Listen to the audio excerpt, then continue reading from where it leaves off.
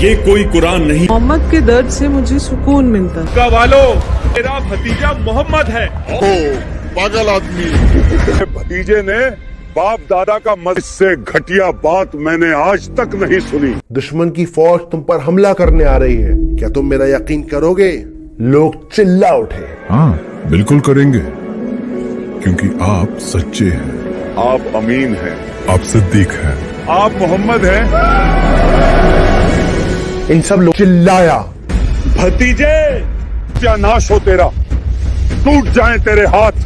کیا تو نے ہمیں اسی لیے یہاں جمع کیا ہے؟ اور کوئی نہیں بلکہ رسول اللہ کا چچا ابو لہب تھا. واپس اس پر آ گئی.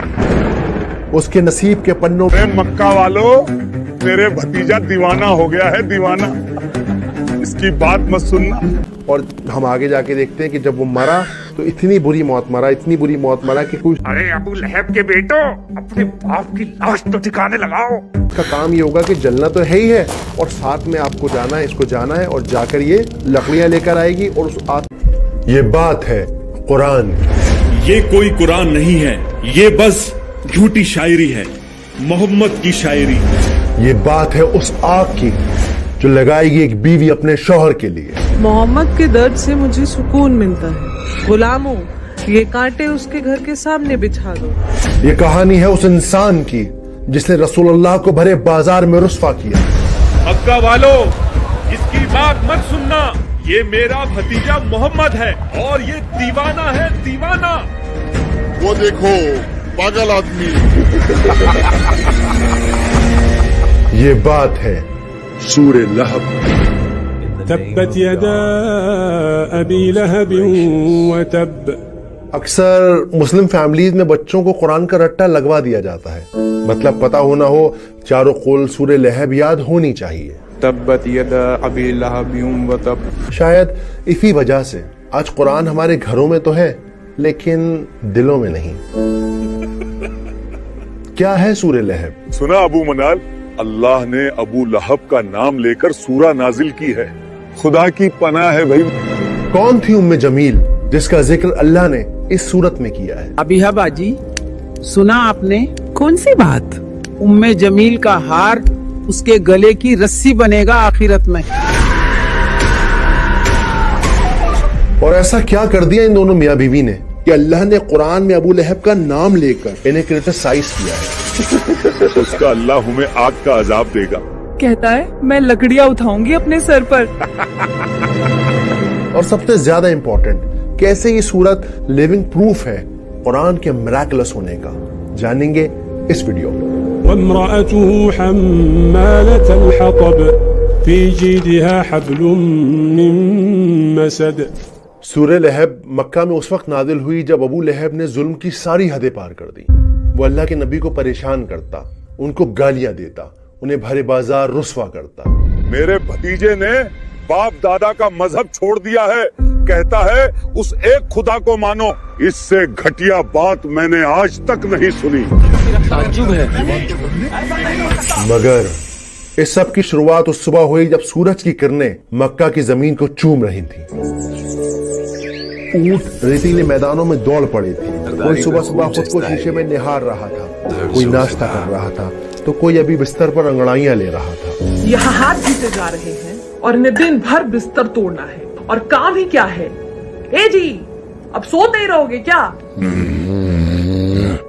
لیکن کوئی تھا جو صفا کے پہاڑ پر چڑھ رہا تھا. وہ پہاڑ پر کون ہے؟ محمد.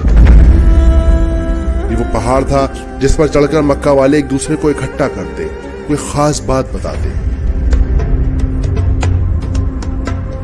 صفا کے پہاڑ پر چڑھ کر اللہ کے نبی نے ایک گہری سانس لی اور پھر زور سے پکارا، یا صباحا. یہ اذان نہیں تھی، نہ ہی کسی سوداگر کی صدا، یہ خطرے کی پکار تھی. اس کا مطلب تھا کہ اے لوگوں اٹھو اور میری بات سنو، تم پر ایک خطرہ آن پڑا ہے. لگتا ہے کوئی مصیبت آئی ہے. لوگ اپنے گھروں سے، اپنی دکانوں سے، اپنی باتوں سے نکل پڑے. اور پھر جب سب لوگ صفا کے پہاڑ کے نیچے جمع ہو گئے تو اللہ کے نبی نے ان سب کو ایک نظر دیکھا اور پھر ان سے ایک سوال پوچھا کہ اے لوگوں، اگر میں تم سے کہوں کہ اس پہاڑ کے پیچھے दुश्मन की फौज तुम पर हमला करने आ रही है, क्या तुम मेरा यकीन करोगे? लोग चिल्ला उठे। हाँ बिल्कुल करेंगे, क्योंकि आप सच्चे हैं, आप अमीन हैं, आप सिद्दीक हैं, आप मोहम्मद हैं। इन सब लोगों के जवाब सुनकर अल्लाह के नबी एक लम्हे के लिए रुके और फिर उन्होंने इन सब से कहा कि ए लोगों, मैं तुम्हें खबरदार करता हूं उस आने वाले अजाब से जो बड़ा सख्त है, और इबादत करो उस एक रब की जो सारी कायनात का मालिक है। ये बात सुनकर अचानक वहां की हवा बदल गई, उनके चेहरों पर चीखता सन्नाटा छा गया। वो सब एक दूसरे को हैरानी से देखने लगे। ये क्या कह रहे हैं? ताज्जुब है। तो क्या अपने बाप दादा का दीन छोड़ दें? अपने खुदाओं को नाराज कर दे। और फिर एक आदमी खड़ा हुआ, गुस्से और नफरत से भरा हुआ। वो चिल्लाया, भतीजे तब्बन लका अली हाजा जमातना। अरबी की इस इबारत का मतलब था कि सत्यानाश हो तेरा, टूट जाएं तेरे हाथ। क्या तूने हमें इसीलिए यहाँ जमा किया है? यह आदमी और कोई नहीं बल्कि रसूलुल्लाह का चचा अबू लहब था। उसकी बद्दुआ आसमान से टकराकर वापस उस पर आ गिरी। उसके नसीब के पन्नों में जहन्नम का अजाब हमेशा के लिए लिख दिया गया। लेकिन अल्लाह ने अभी अपने नबी को यह बात नहीं बताई। स्कॉलर्स कहते हैं कि अगर ये सूरत इस वक्त नाजिल हो जाती तो मक्का के लोग कहते उस पर कैसे भरोसा करें, वो अपनों की बुराई करता है। असल में उस दौर में मक्का में चाचा का दर्जा बाप के बराबर होता है, स्पेशली जब सगे वालिद का इंतकाल हो चुका हो, वक्त गुजरता रहा। अल्लाह की नबी जगह जगह घूम घूम कर एक अल्लाह की इबादत करने का मैसेज पहुंचाते रहे। लेकिन अबू लहब वो आप सल्लल्लाहु अलैहि वसल्लम के पीछे पीछे जाता। अब ये कौन सी नई शायरी ले आया है? यहाँ तक कि वो बाजार के शरीर लड़कों को मोहम्मद सल्लल्लाहु अलैहि वसल्लम के पीछे लगा देता और उनसे कहता कि इनको पत्थर मारो।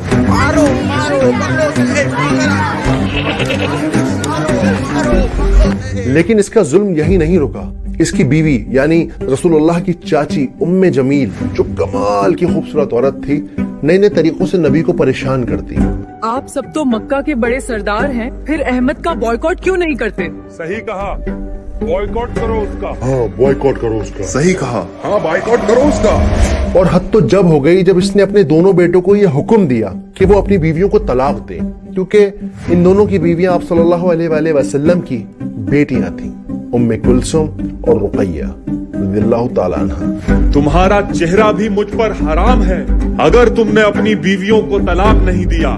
बाबा, हम आज ही उन्हें तलाक देते हैं। दिन शाम में ढल गए, शामें रातों में ढल गई, लेकिन अबू लहब के जुल्म में कोई कमी ना आई। अरे मक्का वालों, मेरे भतीजा दीवाना हो गया है, दीवाना। इसकी बात मत सुनना। और जब इसके जुल्म की इंतहा हद से पार हो गई, तब अल्लाह सुब्हानहू तआला ने नबुव्वत के 10वें साल में सूरह लहब को नाज़िल किया। अबू हादी, हमें वो सूरह तो सुनाओ जो नबी पर नाजिल हुई है। बिस्मिल्लाहिर्रहमानिर्रहीम। तब्बत यदा अबी लहब व तब मा अगना अन्हु मालुहु व मा कसब सयस्ला नारन ذات लहब वम्रअतुहु हम्मालतल हतब फी जीदिहा हब्लुम मिन मसद। आइए अब इस सूरत को सिनेमैटिक अंदाज से समझते हैं, आसान तरीके से। तो पहली आयत है तब्बत यदा अबी लहब व तब। पहली आयत में अल्लाह ने कहा कि टूट गए दोनों हाथ अबू लहब के और बर्बाद हो गया वो। अब यहाँ पर दो बातें हैं जो नोट करने वाली हैं। पहली बात यह है कि जो पूरी आयत है, ये आयत असल में पास्ट टेंस में बात कर रही है, यानी ऐसा नहीं कि अबू लहब के हाथ टूटेंगे, असल में उसके हाथ टूट चुके। जिस लम्हे उसने नबी पाक की शान में गुस्ताखी की, उसी लम्हे उसके हाथ टूट गए। तो ये काम 100% हो चुका है, उसके हाथ टूट चुके हैं। लेकिन अबू लहब फिर भी बाज ना आया। जब ये सूरत नादिल हुई तो वो लोगों से कहता, वो कहता है मेरे हाथ टूट गए। कहाँ टूटे मेरे हाथ? सही सलामत तो हैं।